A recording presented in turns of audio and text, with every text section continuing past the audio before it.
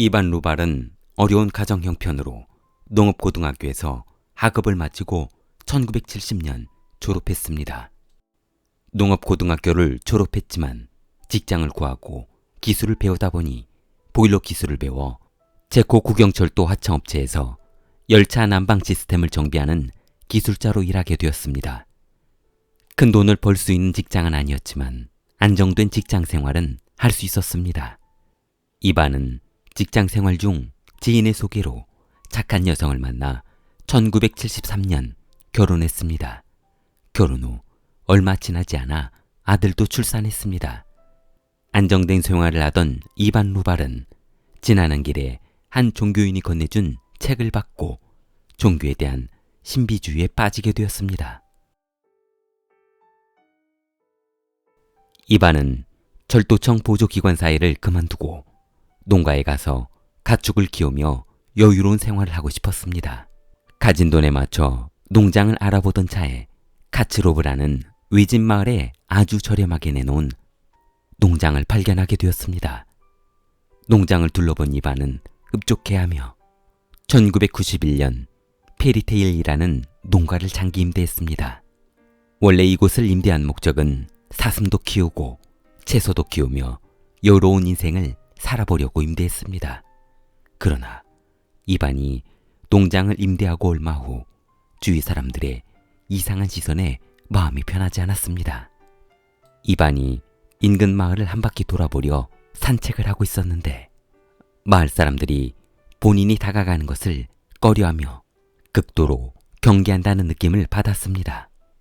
새로 이사온 이웃을 텃세하는 것인지 아니면 무시하는 것인지 도저히 알 수 없어 고민만 하고 있었습니다. 그렇게 속만 태우던 어느 날 우연히 이웃 주민으로부터 이 농장의 충격적인 비밀을 듣게 되었습니다. 19세기 초 이 집에 살고 있던 한 여성이 어느 날 갑자기 이상한 행동을 하기 시작했는데 그날 이후 남편도 실종되고 아이들도 하나씩 실종되어 마을 사람들이 찾아 나섰으나 결국 죽은 시체로 발견된 것이었습니다. 그 여성이 아무 이유 없이 정신이 이상해져 가족을 차례차례 살해한 것이었습니다. 그래서 마을 사람들은 19세기 초부터 이 집은 저주받은 마녀가 살고 있는 집이라며 극도로 경계하다 집 앞 나무에 그녀를 묶어두고 돌을 던져 돌로 쳐 죽인 것이었습니다. 그 마녀는 돌에 맞아 죽어가면서도 고통스러운 표정 한번 짓지 않고 죽었다고 했습니다. 그렇게 잔인하고 무시무시한 전설이 있는 집에 누군가 이사 왔다는 소식을 들은 마을 사람들은 또다시 마을에 저주받은 마녀가 나타나는 것이 아닌가 무서웠던 것이었습니다. 이반은 처음 계획했던 사슴 농장을 할 수 없게 되자 고민에 쌓였습니다. 어쩔 수 없이 닭과 돼지 등을 키우며 한쪽 밭에 채소를 키울 수밖에 없었습니다. 그렇게 돼지 농장을 하며 모든 것을 포기하고 살고 있던 1991년 12월 부동산업자가 찾아와 러시아 사업가 헤프너라는 사람이 이곳에 나무가 많으니 제재소를 만들어 볼까 한다며 부지를 매입하려 한다고 했습니다. 얼마 후 헤프너는 부지를 확인해 보겠다며 여자친구와 이반의 농장을 견학하러 왔습니다.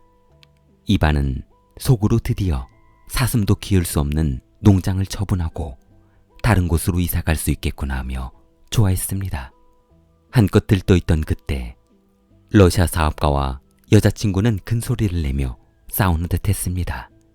러시아 사업가 헤프너는 여자친구를 설득하려 그녀를 데리고 이곳저곳을 설명하며 이곳에 꿈같은 집도 짓고 사업도 하고 행복하게 살자고 했습니다. 그러자 여자친구는 고개를 흔들며 질색했습니다. 죽으면 죽었지 다 쓰러져가는 저 허름한 농장에서 살고 싶지는 않으니 혼자 이곳을 사서 살든 말든 마음대로 하라며 본인은 러시아로 돌아가겠다고 했습니다. 결국 그녀는 차에 올라타 러시아로 돌아갈 기세였고 우물쭈물하던 헤프너는 발만 구르고 있었습니다. 순간 모든 기대에 부풀어 있던 계획이 물거품이 되자 이반은 헤프너를 둔 귀로 내리쳤습니다. 그리고 그날 저녁 헤프너와 여자친구는 실종되었습니다. 이반은 나중에 아들에게 진실을 털어놓았는데 두 부부를 살해한 후 옷을 벗겨 돼지우리에 집어 던져버렸다고 했습니다. 얼마 후 경찰은 실종 신고를 받고 이반의 집을 찾아와 두 부부의 흔적을 조사했으나 아무런 증거도 발견하지 못하자 아들에게 실종자에 대해 물었습니다. 그러자 아들은 아버지가 두 부부를 살해한 후 돼지우리에 던졌다고 했다며 진실을 말해주었습니다. 경찰은 아들의 말이 믿어지지 않아 이반을 불러 아들에게 들은 내용이 사실이냐며 물었습니다. 그러나 이반은 정색하며 그런 말도 안 되는 말을 누가 했냐며 절대로 그런 일은 없다고 경찰에 따지기 시작했습니다. 경찰도 답답한 건 마찬가지였습니다. 살인에 대한 증거가 있어야 살인죄를 적용하는데 아무런 증거를 찾지 못하자 법원은 두 부부가 아마도 살아있지 모른다며 생존 가능성을 열어두자고 했습니다. 실종 사건으로 결론짓고 이반에게 무죄를 선고했습니다. 이반은 이 사건으로 돈 주고도 살 수 없는 값진 교훈을 얻게 되었습니다. 증거가 없으면 범죄도 없다.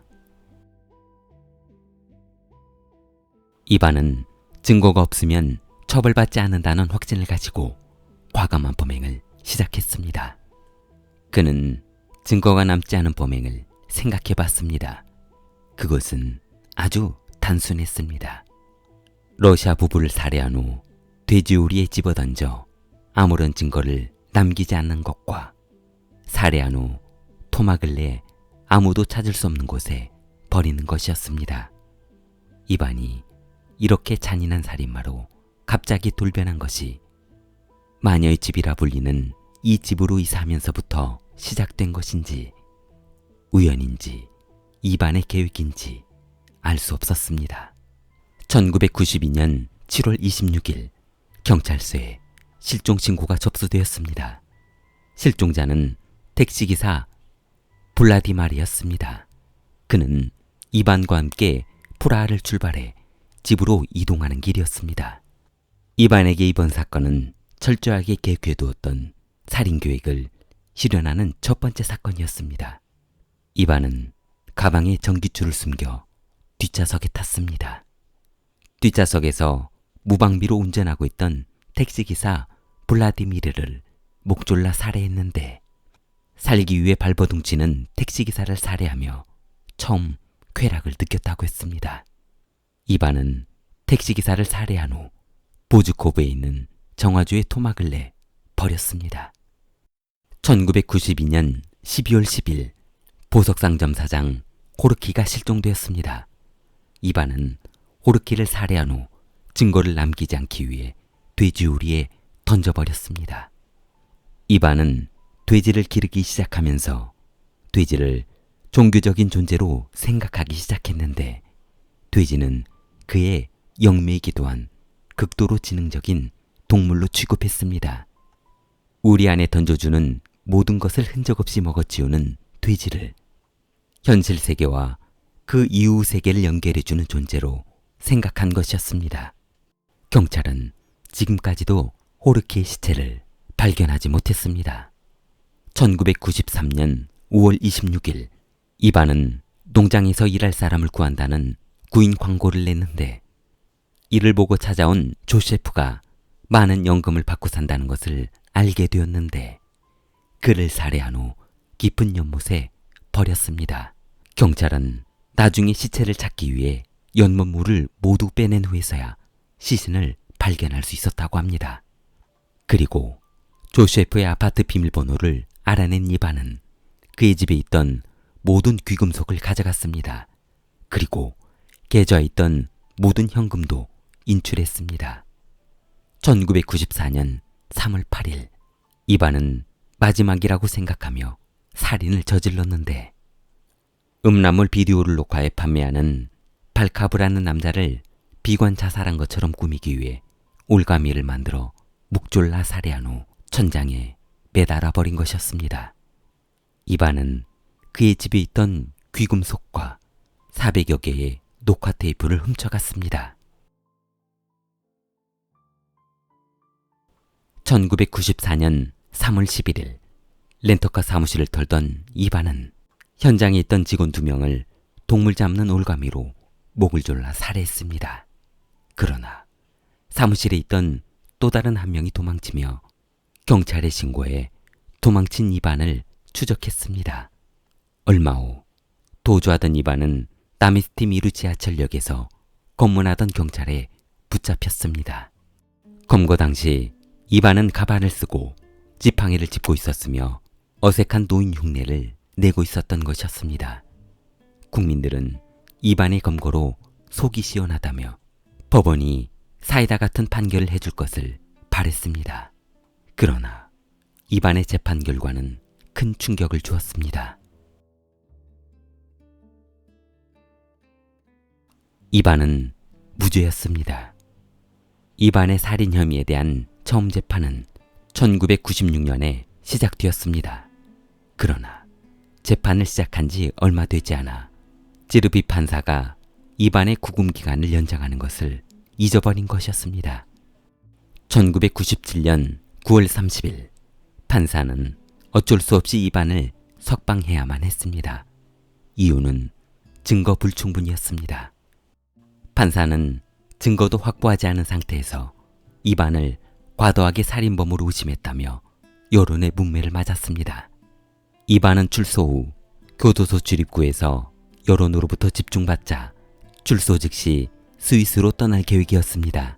검찰은 이반이 스위스로 떠나기 전에 붙잡아두기 위해 분주했습니다. 이반의 구금 기간을 연장하는 것을 잊어버린 판사는 나중에 고등법원의 징계 처분이 내려졌는데 1년간 감봉 20% 삭감이라는 처벌을 받았다고 합니다. 그러나 이반을 잡아두기에는 아무런 증거도 나오지 않아 난감할 뿐이었습니다. 1998년 검찰은 이반의 범행을 조사하던 중 렌터카 회사 살해 현장에 있던 렌터카가 도난당한 사실을 확인하게 되었습니다. 드디어 이반을 감옥에 구속시킬 증거가 나온 것이었습니다. 검찰은 법원에 이반을 렌터카 절도 혐의로 징역 5년을 요청했습니다. 법원은 이반의 렌터카 절도 증거를 확인하고 교도소에 수감하도록 했습니다.